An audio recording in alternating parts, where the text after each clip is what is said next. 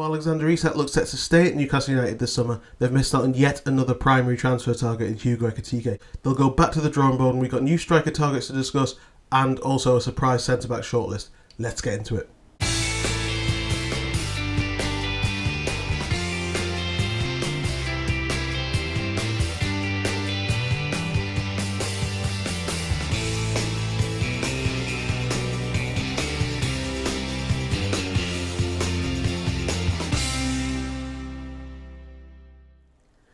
Hello and welcome back to my YouTube channel, and once again sitting down to record hoping that everything that I say at the start of this video will be relevant by the end of the whole, hopefully not be pod bombed, as I seem to have been every day this week with news on that ridiculous saga which finally seems to be settling down a little bit involving Hugo Ekitike and Alexander Isach and Liverpool. And today we're going to be moving on to discuss other targets and other options for Newcastle in different positions as well. Before we get going, please do like, share and subscribe. Hit that thumbs up on this video and subscribe if you haven't already. Help me grow the community even further. So we'll start with another update on the state of play as we know it. Basically, Newcastle have held firm on Alexander Isach. Liverpool have really now advanced with Hugo Ekitike, which would be fine if Newcastle hadn't already made plans to sign Ekitike to join Isach next season and strengthen the forward line with a Callum Wilson replacement. They've got to rethink that yet again after missing out on João Pedro. So there are two,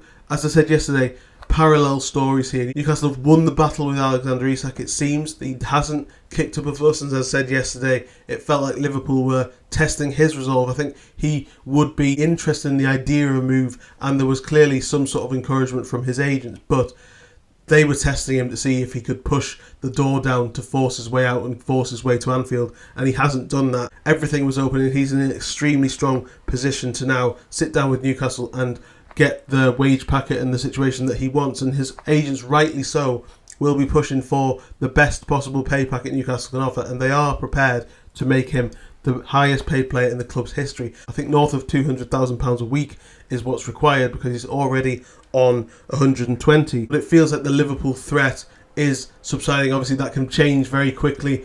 Things aren't done yet and it can move on, but at the moment it does sort of feel a little bit like Newcastle have dealt with the situation. But on the Ekitike thing, they kind of felt like, it sounds like on Wednesday night, once Liverpool came into the conversation, a little bit like João Pedro and Chelsea, they couldn't compete. One, it feels like because Liverpool are actually prepared to pay higher than Newcastle offered Eintracht Frankfurt, which was £70 million on Monday. And also I think the opportunity to go and have a clearer run at that number 9 position at Anfield, more wages, and playing for the Premier League champions. You know, I think it was quite clear that Ekitike, once that became an option, he wanted to go there. That doesn't mean that he wasn't interested in Newcastle. I think when the conversations were happening last week and Liverpool weren't in the conversation, that was where the progress was made, and obviously there was a lot of progress made. Conversations in Austria, it felt like the early hurdles of the game time were subsided a little bit, but once Liverpool came in, and I think he has more opportunities to play every week down the middle, which is really where the strange situation is, because Newcastle have what Liverpool want in Isach, and Newcastle have the better option, and this is the situation we've talked about all summer with the striker problem. Do they go and try and sign someone of the very, very top calibre to persuade and play alongside Isach, or do they go and sign someone on the level below who will fit in the squad a little bit better and cover for Isach but won't necessarily take his place? And I think that there are merits to both, and we'll get into all of this today because there are people on the list who cover both. Primarily, I think Ekitike was the main target. It isn't necessarily that they're looking for a big name striker to replace Isach long term. It's just that Ekitike offered that and he was available, and he's somebody that they've liked for a very long time, and I think that's why they opted to go for that. We've spoken about them wanting to bid for the right players and moving for those players if they feel like the deal can be done, as they did with João Pedro, as they did with Ekitike earlier, as they've done with other players too. It doesn't necessarily feel like that Ekitike is the bar that they've set for up front and they'll go for the next best option. It feels like they'll go for the option that suits them best, and Vissa is back on the radar There hasn't been any talks, there's no suggestion of movement. Various different price points have been mentioned. 50 million was talked about by David Ornstein a couple of days ago.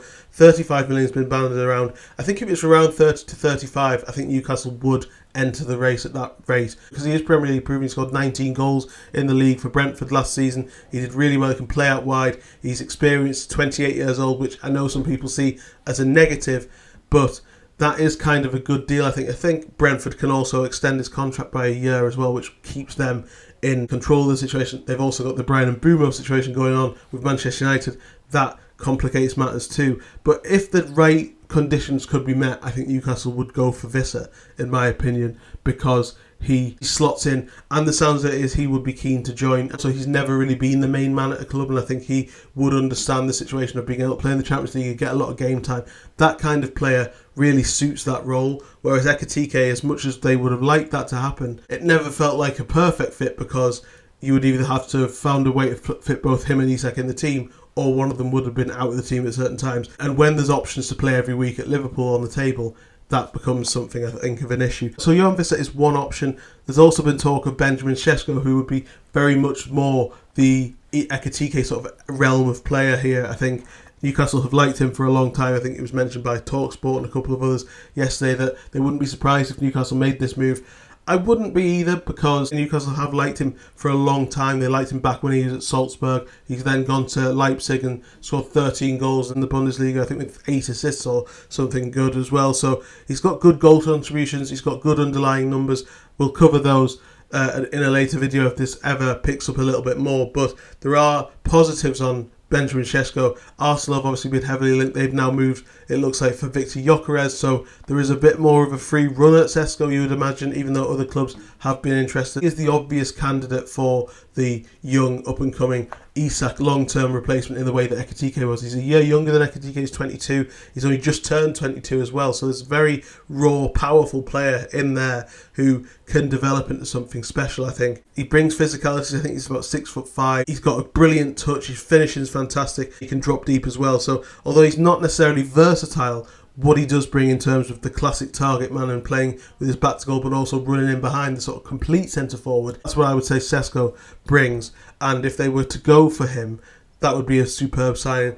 But Arsenal were apparently put off by the price. Although we've discussed with Xavi Simons earlier in the window, Leipzig do not have European football. There's a very good chance that he leaves this summer. Similarly to Eintracht Frankfurt, they've got a lot of history of getting high fees for players, so that's a bar that's set, and Arsenal balked at the price of, I think it was talked about 90 million euros, which Newcastle, if they weren't able or willing to go for Ekitike at that price point, I highly doubt they'll be willing to go for Benjamin Sesko at that price point. But if the price was, again, similarly to Vissa, they would probably have to go, and they would probably be willing to go a little bit further if Sesko became available, but they would have to pay at least, I'd say, £60 million.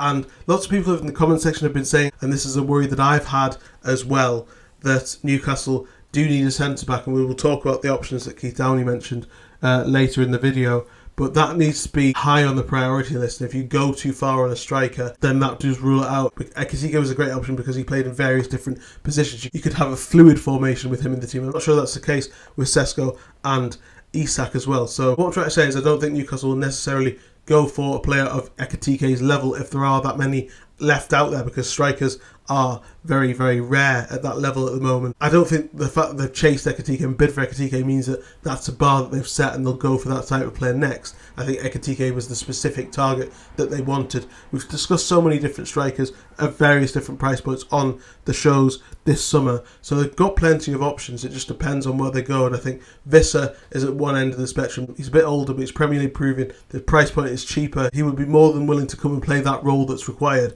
Sesko, I think, would be more complicated because the lack of versatility, the fact that he only plays up front. He's very good at doing that role, but he would handicap Eddie Howe in terms of the tactical flexibility compared to Ekitike. So I wouldn't be surprised if there's a cheaper striker option on the market. We've discussed plenty of them. Obviously, someone also asked in the comment section about why Newcastle aren't going for Evan Ferguson. I did say I'd answer this question. Newcastle have looked at Evan Ferguson in the past. They've kept tabs on him, but I don't think there's enough confidence in his ability at the moment because it's been a good couple of years since he scored that hat-trick against Newcastle. He's had bad injury problems. He's had a little bit of confidence issues, spoken to a couple of people around him over the last couple of years, and a move abroad I think is something that he wants to do, and it looks like he's going to go and join Roma, so that doesn't seem like it's going to get off the ground. But the loan at West Ham that didn't really work out changed the narrative around him. There's a lot of risk there, even though I personally think he would be an excellent signing. Similarly to what I said about Sesco, his ability to play up front in various different ways would be so good, and if he could unlock that potential, he would be an absolutely phenomenal player. So I understand the question, and it's something that I've certainly thought about myself over recent weeks, but it doesn't look like that's a valuable option because he looks like he's going to Roma. So we'll see what happens with the striker situation next. There's got to be progress, but also there is a sense that things are moving quicker. If you remember the João Pedro thing, it was a lot quieter after they missed out on him. They were already moving on, and it was very decisive this week with Ekitike. They kind of pulled the plug before it was fully dead, I think, in terms of when João Pedro had actually chosen Chelsea. That was when Newcastle really moved on. I think they got a sense of the situation with Liverpool and the Isach subplot and all of those things, that if they stepped away from Ekitike they could move on. They're really as you were, and as I say, there are plenty of other options. I'm less concerned about missing out on Ekitike because of what it meant for Isach than I was when Newcastle missed out on João Pedro. But again, it's the same problem. Newcastle are going for the same players as these top clubs that can pay better wages and have better track records and perceived opportunities to win major trophies in the immediate term. I think that's why these deals have not fallen Newcastle's way, and they are kind of trying to shop at a very difficult market. That is something to consider, and we'll see how they go with the striker thing in videos next week. But we will move on to the centre-back situation because there are 3 names that Keith Downey's put on a list. Apparently Newcastle are looking at Cesar Torreira from Valencia, under-21 Spanish international, played at the under-21 Euros, Nicolo Sabona from Juventus, and of course Giorgio Scalvini from Atalanta. If you want my honest opinion on these players, I think Savona and Torreira are higher risk options. They are cheaper options. They're players that Newcastle I think could get quite easily in terms of valuation, and that could free up more of a striker situation. Maybe that's in their thinking, I don't know. And they would certainly be cheaper than Scalvini, who you're talking around 40 at least, I think, because of his high ceiling, the fact that he's playing in the Champions League and done so well for Atalanta. The only problem with Scalvini, as we've discussed, is that checkered injury past, but I'm less concerned about that. Savona, a very versatile player, played at right back a lot last season, 28 games I think for Juve, but also played at centre half as well. Very tall player. The fact that he could play at right back with Trippier getting older and Livramento playing a lot of time at left back last season would be a positive. But from what I've seen of him, and that is very little admittedly, he doesn't seem to be as competent and as composed and as ready as a number of other centre-backs who've been linked with Newcastle this summer. It doesn't feel at the moment like they're ready to go huge on pay 50-55 million for a top player, but there would be a lot of risk, I think, in getting someone like Savona. I know he's played a lot of games for Juve, and that versatility and the sort of profile is good. He's tall, which Eddie Howe likes, but he's got decent pace as well. He's good on the ball. And again, we'll talk about his stats if it ever gets a little bit further on. But I just think that with him and Torreira, there's a feeling that their ceiling isn't quite as high as Scalvini. So if Scalvini was to come available, and we talked about Newcastle really wanting Scalvini and pushing for him, and Steve Nixon having him as the dream target, I would imagine he is the main player that Newcastle are looking for. But Keith Downey was saying that Newcastle have spoken to quite a few Italian agents this week, and Italian defenders are maybe something that they're looking at. It'll be interesting to see how this one develops. Torreira and Savona I'm not as convinced on as I am Scalvini in terms of the level of player that they can be. And I do think Newcastle do need a really high level centre-back. I think they need to go and try and sign someone on the level of Botman, and Scalvini for me is that player. I think Scalvini would be an excellent player. There's obviously other options we've discussed. Mark Gahey still hasn't joined Liverpool, still hasn't made a decision on his future. Is that something that Newcastle will revisit? I'm sure if they could, they would. And there's various others as well. But we'll see how these play on. Let me know in the comment section what you think Newcastle should do in both positions. Which one should take precedence? I think it'd be interesting to see if there's movement on Johan Vissa in the next few days, just because that deal seems to be something that they can at least talk about. I think even though it's complicated with the Mbumo situation and Brentford's valuation, and whether that is as high as it's been reported or as low as it's been reported in other places, But Isach's staying, and that's a huge positive. At least it feels that way at the moment. I'll not be at Celtic tomorrow, which is a shame because I was planning on being there. But I'll be back on Monday with another episode of NUFC Transfer Daily. Thanks for joining me once again. Let me know what you think, and I'll see you then. Cheers.